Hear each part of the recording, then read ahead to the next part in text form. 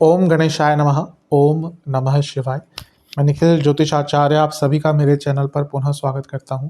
आशा करता हूं कि आप सभी स्वस्थ होंगे। महादेव की कृपा आप सभी पर सदैव बनी रहे। कि वीडियो सिंह यानी कि लियो के लिए अत्यंत विशेष है, क्योंकि वीडियो है 17 से 23 फरवरी 2025 के साप्ताहिक राशिफल के बारे में। कैसा रहेगा आने वाला सप्ताह सिंह के लिए। जो मेरा साप्ताहिक राशिफल होता है वो प्रमुखतः चंद्रमा और उनकी गति पे आधारित होता है। चंद्रमा एक बहुत विशेष ग्रह है, मन के कारक हैं। चंद्रमा मनसो जातः वेद भी कहते हैं। और उनकी विशेषता ये भी है कि वो जिस भी भाव में जाते हैं, जिन ग्रहों के संबंध में आते हैं गोचर में, उनको एक्टिवेट कर देते हैं। इसलिए डे टू डे एक्टिविटीज़ पर चंद्रमा का प्रभाव बहुत होता है और इसलिए साप्ताहिक राशिफल की विशेषता बहुत होती है। क्या प्रभाव रहेगा आने वाले सप्ताह में ग्रहों का आपके ऊपर, ज्योतिष के माध्यम से थोड़ी गाइडेंस प्राप्त करने के लिए साप्ताहिक राशिफल अति विशेष होता है। यदि आपकी लग्न राशि या चंद्र राशि सिंह है, दोनों ही गाइडेंस के लिए इस राशिफल को देख सकते हैं। जहाँ से आपको ज़्यादा रिलेट करता है, सूट करता है, वहाँ से इसको ऑब्जर्व कीजिए। व्यक्तिगत तौर पे मेरा मानना है कि यदि आप अपनी लग्न राशि से देखते हैं तो अच्छा है। इनकेस आपको नहीं पता अपनी लग्न राशि, तो अपनी चंद्र राशि से भी इसको ऑब्जर्व कर सकते हैं। तो शुरू करते हैं इस अत्यंत महत्वपूर्ण साप्ताहिक राशिफल का। 17 तारीख शाम के करीबन 6 बजे चंद्रमा का गोचर होगा और वो आपके तीसरे भाव में आ जाएंगे, यानी कि तुला में। और 20 तारीख सुबह के 7 तक यहीं पर रहेंगे। चंद्रमा का तीसरे भाव में आना एक प्रकार से अच्छा ही माना जाता है। चंद्रमा तीसरे घर के गति प्रदान करते हैं जीवन को। जो कार्य आपके अटक रहे थे, रुक रहे थे, उनको पूरा करने का हौसला भी देते हैं, रास्ता भी देते हैं। व्यक्ति बहुत मेंटली एक्टिव हो जाता है, उसके अंदर जो एक कार्य कुशलता है वो बढ़ जाती है। लेकिन यहाँ पर अगर हम चंद्रमा की बात करें तो वो केमद्रुम योग में है, तो एक नेगेटिविटी होती है ये। और साथ में गुरु से भी छठे में बैठे हैं, तो शकट योग बन गया। तो क्योंकि केमद्रुम योग है तो कंसंट्रेशन नहीं रहेगा, और शकट योग है तो कार्य डिले रहेंगे। तो जहाँ एक उत्साह तो रहेगा शुरू में, लेकिन लैक ऑफ कंसंट्रेशन और शकट योग के कारण डिले होगा, तो उसमें फिर थोड़ा सा प्रॉब्लम भी आ सकती है। तो सबसे इम्पोर्टेंट है कि थोड़ा सा ध्यान आदि कीजिएगा, कंसंट्रेशन पर ध्यान कीजिएगा, मेडिटेशन कीजिएगा। और शकट योग है तो अपने टाइम मैनेजमेंट पर ध्यान दीजिएगा, क्योंकि कुछ महत्वपूर्ण कार्य यहाँ पे अगर डिले होते हैं तो उनके कारण नुकसान भी हो सकता है। चंद्रमा 12वें घर के स्वामी है, यात्रा के योग बनाते हैं। और क्योंकि लग्नेश यानी कि सूर्य से नवम में है, तो ये एक धार्मिक चेष्टा भी दिखाते हैं और हो सकता है कि बड़ी प्लानिंग करने का भी आपको अवसर प्राप्त हो। पर जो मैंने शुरू में कहा, उन चीज़ों पर ध्यान देने की आवश्यकता आपको बहुत ज़्यादा है। नवांश कुंडली बता रही है, जैसे अभी मैंने थोड़ी देर पहले कहा, कि कुछ बड़ा सोचिए। जीवन कभी कभी हमारे साथ थोड़ी बहुत प्रॉब्लम्स आती है ना, तो हमको लगता है यही जीवन है, यही सब समाप्त हो गया। जीवन बहुत बड़ा होता है, कहने को बहुत बड़ा, कहने को बहुत छोटा भी है। लेकिन अगर हम आगे के बारे में सोचते हैं, सकारात्मक रहते हैं, तो प्रेजेंट सिचुएशन से निकलने का भी मौका मिलता है। तो ये इंग्लिश में कहते हैं कि बड़ा सोचिए, इंग्लिश में कहते हैं गेट द बिग पिक्चर, यानी कि बड़ा सोचिए। तो ये वो समय है जब आपको आगे की प्लानिंग करनी है। दशांश कुंडली, कार्य क्षेत्र में अगर कुछ समझ नहीं आया तो सपोर्ट लीजिएगा। सीनियर्स हो या आपके साथ के कुछ लोग हो, अगर नहीं समझ आ रहा तो अपने आप उसको कर गलत मत करिएगा। बिजनेस की जहाँ तक बात है, पैसा आता हुआ दिख रहा है, बिजनेस के हिसाब से अच्छा समय है। बिजनेस के मार्केटिंग पर ध्यान दीजिएगा। लव लाइफ, एक ही दिक्कत दिख रही है कि आप इश्यूज को रिजॉल्व नहीं कर रहे। ये वो समय है जब बैठकर जो भी इश्यूज आप दोनों के बीच में, उनको रिजॉल्व कर लिया जाए। वैवाहिक जीवन, अपने लाइफ पार्टनर को थोड़ा सा टाइम दीजिए, थोड़ी सी अटेंशन दीजिए, इसकी आवश्यकता दिख रही है इस टाइम पर। जहाँ तक स्टूडेंट्स की बात है, बहुत अनसुलझे प्रश्न हैं आपके अंदर जिज्ञासा बहुत है, तो किसी गुरु की आवश्यकता है, कोई ऐसा व्यक्ति जो आपको गाइड कर पाए। देखिए आसपास कौन है, वो आपके सीनियर हो सकते हैं, कोई और हो सकता है। जो भी आपकी जिज्ञासा है सब्जेक्ट के बारे में, जीवन के बारे में, अपने गुरुजन से क्लियर कीजिए।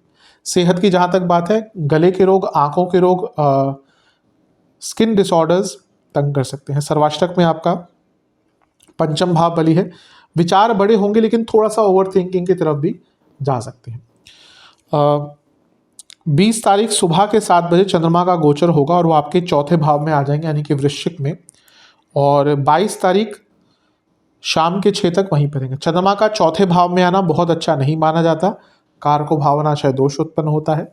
12वें घर के स्वामी है, चौथे घर में आ रहे हैं, घर में कोई बीमार पड़ सकता है।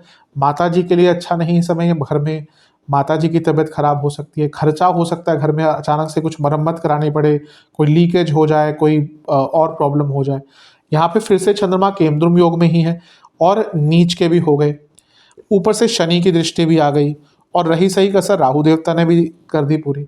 तो हफ्ते का जो मध्य भाग है वो व्याकुलता भरा दिख रहा है, हफ्ते का जो मध्य भाग है वो अनिश्चितता भरा दिख रहा है। घर में लड़ाई झगड़े होने के योग बन जाते हैं, माता जी की सेहत मैंने कहा खराब हो सकती है और एक प्रकार से बहुत इमोशनली वल्नरेबल टाइम रहेगा, मतलब कि आपको अपने इमोशन समझ ही नहीं आएंगे। एकमात्र चीज़ जो बचा रही है वो है गुरु, गुरु की दृष्टि, तो गुरु बचा रहे हैं। अगर जीवन में कोई गुरु हैं, मिल जाते हैं तो बहुत अच्छा है, मिल अगर ऑलरेडी है तो बहुत अच्छा है, नहीं तो ईश्वर को अपना गुरु मानकर या महादेव को अपना, क्योंकि सबसे बड़े गुरु तो महादेव ही हैं, तो महादेव के सानिध्य में जाकर जो भी प्रॉब्लम्स हैं बैठिए वहाँ पे आराम से अपने ईश्वर की स्तुति कीजिए, तो एक मन में जो शांति है उसकी अनुभूति आपको होगी। अदरवाइज नहीं करा तो मानसिक रूप से बहुत ये व्याकुलता भरा नेगेटिव समय, डिप्रेसिव थॉट्स आ सकते हैं। जिनकी अपनी कुंडली में चंद्रमा वीक है उनको डिप्रेसिव थॉट्स यहाँ पे बहुत आ सकते हैं। घर में कलह कलेश के बहुत ज़्यादा योग बन रहे हैं। तो थोड़ा अच्छा, गुरु की हमने बात करी, वो ठीक है गुरु, लेकिन वो अष्टमेश भी है, तो यहाँ से भी एक अनिश्चितता थोड़ी सी बढ़ती हुई आपके लिए दिख रही है। नवांश कुंडली बता रही है कि माइंड को बहुत क्लियर रखिएगा तभी अच्छा रहेगा। दशांश कुंडली, कार्य क्षेत्र में कुछ भी छोड़िएगा मत, बहुत ज़्यादा फोकस से काम करना पड़ेगा, वरना गलतियां होंगी। बिजनेस की जहाँ तक बात है, बिजनेस में ठीक ठाक दिख रहा है, वर्क फ्लो अच्छा रहेगा, नया काम मिल सकता है, नया कुछ करने का अवसर मिल सकता है। लव लाइफ बहुत ज़्यादा डिमांडिंग दिख रहे हैं आप दोनों ही, बल्कि थोड़ा सा ना जीवन को सरल कर लीजिए। वैवाहिक जीवन सेम चीज़ कहूँगा, थोड़ी स्टेबिलिटी की कमी दिख रही है इस टाइम पे, तो कुछ अलग मत कीजिएगा, सरलतापूर्ण जीवन रहेगा तो अच्छा रहेगा। स्टूडेंट्स, ये समय आत्ममंथन का है, शनि भी देख रहे हैं अष्टम में बैठे, राहु भी देख रहे हैं और अष्टमेश गुरु भी देख रहे हैं। बैठिएगा, विचार कीजिएगा कि कहाँ पे गलत है, कहाँ पे गलती हो रही है, कहाँ पे सुधार करने की गुंजाइश है, इन सब चीज़ों पर थोड़ा सा ध्यान देंगे तो आपके लिए अच्छा रहेगा। जहाँ तक सेहत की बात है, प्राइवेट पार्ट से जुड़ी प्रॉब्लम, इंडाइजेशन, कफ विकार और जिनको हृदय संबंधित रोग है ध्यान दें। सर्वाष्टक में आपका छठा भाव बली है, व्यर्थ की चिंताएं थोड़ी सी हफ्ते के मध्य भाग में भी रहेंगी। 22 तारीख 6 बजे शाम के चंद्रमा आ जाएंगे पंचम में, यानी कि धनु में, और सप्ताह के अंत तक यहीं पर रहेंगे। चंद्रमा का पंचम में आना वैसे अच्छा ही माना जाता है, 12वें घर के स्वामी है, पंचम में आएंगे। जो विदेश जाने का प्रयत्न कर रहे थे बच्चे, स्पेशली स्टूडेंट्स, उनके जो काम अटक रहे थे या जो काम को आगे बढ़ाना चाहते थे उनको बहुत लाभ मिलेगा। यहाँ पे चंद्रमा लग्नेश यानी कि सूर्य से 11वें घर में है, तो कोई रुका हुआ पैसा, रुका हुआ धन या कोई लाभ धन का हो सकता है, ये भी अच्छी चीज़ है। या जीवन में कुछ नई संभावनाएं खुल सकती है, ये भी अच्छी चीज़ है। एक नेगेटिव फिर से यहाँ पे होगा कि गुरु, देखिए गुरु से जब छठे में चंद्रमा होते हैं, अष्टम में चंद्रमा होते हैं, तो शकट योग बनता है, तो यहाँ पे फिर से शकट योग बन गया। तो एक ही दिक्कत दिख रही है कि इस हफ्ते के अंतिम भाग में भी आपके कोई जो महत्वपूर्ण कार्य हैं वो डिले हो सकते हैं, और जब महत्वपूर्ण कार्य डिले होते हैं तो हम परेशान होते हैं। तो टाइम मैनेजमेंट इस पूरे ही हफ्ते बहुत ध्यान से आपको करना पड़ेगा। मंगल का प्रभाव है, मंगल भाग्येश हैं और मंगल योग कारक हैं, और ये मंगल मार्गीय होने की अवस्था में भी है, वहाँ से भी एक सुधार हो रहा है। लेकिन ये मंगल भले ही अभी मार्गी हो जाए, लेकिन अभी भी बहुत लंबे टाइम तक पतित रहेंगे, तो गुस्सा रहेगा, वाणी पर कंट्रोल नहीं रहेगा और बहुत इम्पल्सिव हो सकते हैं। तो इन सब चीज़ों पर भी आपको ध्यान देने की आवश्यकता है। नवांश कुंडली कह रही है कि मेंटली रिलैक्स रहिएगा। मैं ये नहीं कह रहा कुछ करिए मत, पर रिलैक्स होकर सारे कार्य कीजिएगा। दशांश कुंडली, कार्य क्षेत्र में बदलाव लाने की अगर कोशिश कर रहे थे, यानी कि चेंज ऑफ जॉब, तो यहाँ पे प्रोसेस आपका आगे बढ़ सकता है। जहाँ तक बिजनेस की बात है, कुछ अलग नहीं करना, जैसा चल रहा है चलते रहने दीजिए, रिस्क नहीं लेना यहाँ पर। लव लाइफ, फिर से वही रिपीट करूँगा, सिंप्लीफाई, जीवन को सिंपल कर लीजिए। बहुत कॉम्प्लेक्स कर लिया आपने, और ये प्रॉब्लम बहुत होती है, लोग इतना कॉम्प्लेक्स कर लेते ना, सरलता में ही खुशी है। और ये चीज़ें थोड़ी सी बाद में समझ आती है। हम भी जब यंग थे तो हमें लगता है ये भी चाहिए वो भी चाहिए, बहुत कॉम्प्लेक्स कर लेते थे, लेकिन जैसे जैसे एज बढ़ती है ना, तो लगता है कि सरलता ही कहीं ना कहीं संपूर्णता है। तो थोड़ा सा अपने जीवन में, ये नहीं कह रहा कि कुछ मत करिए, लेकिन थोड़ा सा सिंप्लीफाई कर लीजिए, सरलता ले आइए, बहुत अच्छा रहेगा। वैवाहिक जीवन अच्छा है, हो सके तो अपने लाइफ पार्टनर के साथ थोड़ा सा कुछ नॉर्मल से हटके टाइम प्लान आउट कीजिए। कोई डिनर पे जाइए, वीकेंड है तो वैकेशन पे चले जाइए, 2 दिन की 1 दिन की, उसकी आवश्यकता दिख रही है। एक बदलाव अगर परिस्थिति में आती है तो उसके लिए अच्छा रहेगा।